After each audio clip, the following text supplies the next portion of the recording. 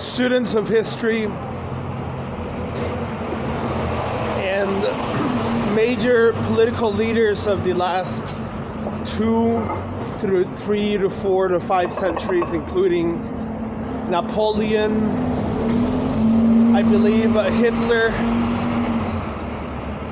and several other people that I don't remember at this point, have always agreed that Alexander the Great is probably one of the greatest, one of the most influential people of history.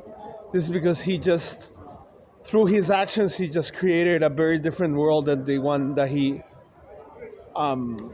grew up in. And there is a probability of doing something, and then there's what Alexander the Great did, which really outranked whatever was actually possible for most people to have done within the amount of time that he did it.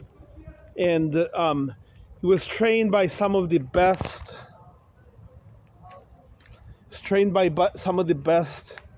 philosophers of the time. I believe Aristotle was the one who trained it, or I believe it was Aristotle. And he was just raised to become a king.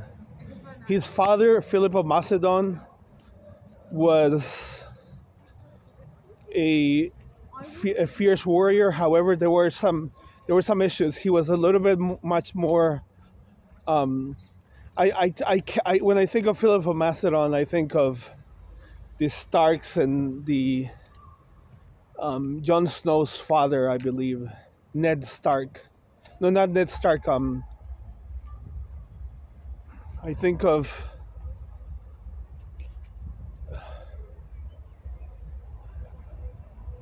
I'm forgetting. I think of I'll get back to this. I'll remember at some point. Anyway, going back to Alexander the Great, he, at a very young age, he started commanding the Greek army, and he was really Macedonian. He wasn't really Greek. And there's the difference, because Macedon is not in Athens or in Sparta.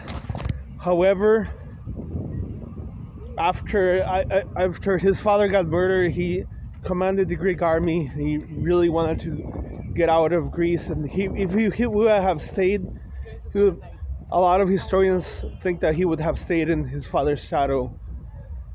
And I think after several victories, one of the battles that everybody remembers is the one against, I believe the name is King Darius, in where he was